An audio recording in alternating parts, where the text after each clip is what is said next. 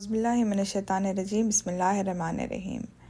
جیسے میں نے کل ایک ویڈیو ڈالی تھی کہ جماعت میں اگر ہم لوگ جماعت سے نماز پڑھتے ہیں اور اگر ہماری ایک یا دو رکعت جو بھی مس ہو جاتی ہے تو ہمیں اس کو دہرانا پڑے گا، کیونکہ نماز جتنی رکعت ہے اس کو کمپلیٹ کرنا ہی پڑے گا۔ مجھے کسی نے پوچھا کہ دہرانا ہے تو اگر کس طریقے سے اس کو دہرانا ہے، تو طریقہ یہ رہے گا کہ آپ جب نماز کے لیے جب کھڑے ہو جائیں اور سمجھو فار ایگزامپل آپ جماعت جب سٹارٹ ہو رہی ہے اور آپ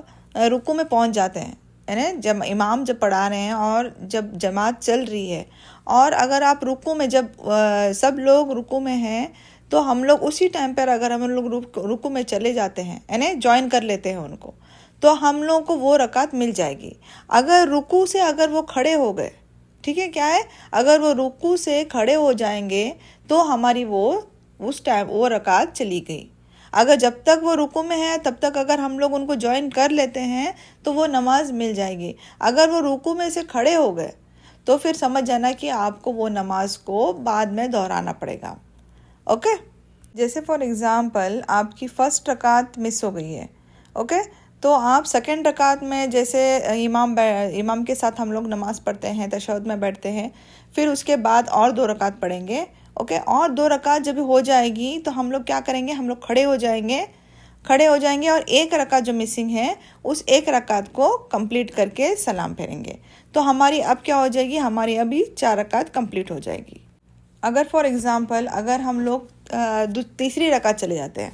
سمجھو 2 رکعت ہماری مس ہو جاتی ہے، ٹھیک ہے، 2 رکعت مس ہو جاتی ہے، ہم لوگ تیسری رکعت میں ہم لوگ امام کے ساتھ جوائن کر لیتے ہیں، تو امام کے ساتھ کتنے رکعت ملیں گے ہم کو، لاسٹ کے جو 2 رکعتیں ہیں وہ 2 رکعتیں ملیں گے، پھر اس کے بعد میں ہم لوگ کو 2 رکعتیں ایکسٹرا پڑھنا پڑے گا، اوکے، اس کے بعد میں ہم لوگ تشہد پڑھ کے پھر ہم لوگ سلام پھیریں گے۔ ان کیس کبھی اگر ہم لوگ 4تھ رکعت میں پہنچتے ہیں وہاں پر، تو ہم لوگ کیا کریں گے، ہمارے 3 رکعت مس ہو گئی ہے، تو 4تھ رکعت میں اگر ہم لوگ امام کے ساتھ پڑھ رہے ہیں تو 4تھ رکعت امام کے ساتھ پڑھیں گے، تشہد کے ساتھ ان کے ساتھ تشہد میں بیٹھیں گے، اور پھر ہم لوگ کا کام کیا رہے گا، اب کھڑے ہو کے ہم لوگ کو 3 رکعت پڑھنا ہے، پر 3 رکعت کس طریقے سے پڑھیں گے ہم لوگ، اب ہم نے امام کے ساتھ 1 رکعت پڑھی، لاسٹ 4تھ رکعت جو تھی وہ ملی ہم لوگ کو، تو اب ہم لوگ 1 رکعت پڑھیں گے، 1 رکعت پڑھ کے تشہد میں بیٹھیں گے۔ کیوں تشہد میں بیٹھیں گے، عطیات پڑھیں گے، کیوں کریں، کیونکہ ہم لوگ کو 2 پیر بنانا ہے نا، 2 کرنا ہے ہم لوگ کو، تو لاسٹ رکعت جو ہم لوگ کو وہ ملی وہ، اور 1 رکعت پڑھ کے ہم لوگ عطیات کا سورہ پڑھیں گے، عطیات پڑھیں گے، عطیات پڑھنے کے بعد ہم لوگ پھر کھڑے ہو جائیں گے اور پھر 2 رکعت پڑھیں گے۔ سمجھ میں آ رہا ہے آپ لوگوں کو، یعنی 2+2 کریں گے، تشہد میں بیٹھیں گے، 1 رکعت امام کے ساتھ ملی ہم لوگ کو، پھر ہم لوگ اس کے بعد 1 رکعت پھر ادا کریں گے اور پھر سے تشہد کے لیے بیٹھیں گے، اوکے، اور تشہد کر کے عطیات پڑھ کے پھر ہم لوگ کھڑے ہو جائیں گے اور 2 رکعت جو ریمیننگ ہے اور 2 رکعت پڑھیں گے، پھر عطیات پڑھ کے ہم لوگ اٹھیں گے، یعنی سلام پھیریں گے۔ تو اس میں کیا ہو گیا، ہم لوگ اس میں 3 عطیات کے لیے پڑھنا پڑے گا ہم لوگ کو، کیونکہ ہم لوگ 4تھ رکعت میں جوائن کیے تھے۔ سمجھ میں آ رہا ہے آپ لوگوں کو،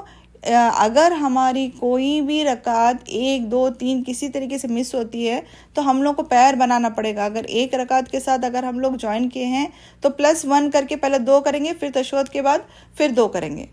سمجھ میں آ رہا ہے، اسی طریقے سے کر کے جتنے رکعت ہیں ہمارے اس طریقے سے اس کو ایکویولنٹ کرنا پڑے گا۔ اگر ہماری کوئی 1 رکعت مس ہو جاتی ہے یا چھوٹ جاتی ہے تو ہم لوگوں کو وہ نماز دہرانا پڑے گا۔ اگر ہم لوگ کو بعد میں یاد آ جاتا ہے کہ ہماری 1 رکعت پینڈنگ تھی تو اس کو ہم لوگوں کو بعد میں دہرانا پڑے گا۔ اگر آپ کو فوراً ہی یاد آتا ہے تو آپ سجدہ سہو کر کے آپ وہ 1 رکعت پڑھ سکتے ہیں۔ اگر آپ کو بہت دیر کے بعد، یعنی بہت ٹائم ہو گیا ہے اس کے بعد یاد آتا ہے کہ ارے میں نے 3 رکعت ہی پڑھا تھا، 4 رکعت ایکچولی پڑھنا تھا پر میں نے 3 رکعت ہی پڑھا، تو آپ کو اس نماز کو دہرانا پڑے گا۔ تو دھیان میں رکھیے کہ جب ہم لوگ جماعت کے ساتھ پڑھتے ہیں، اگر کوئی بھی کبھی کبھار ہو جاتا ہے انسان کا، کبھی جلدی کبھی لیٹ پہنچ جاتا ہے انسان، تو اگر ہمارے سے کوئی مس ہو جاتی ہے تو اس کو کور اپ کر لے۔ اللہ تعالیٰ سے یہی دعا ہے کہ اللہ تعالیٰ ہمیں صحیح دین سیکھنے کی توفیق عطا فرمائے، آمین۔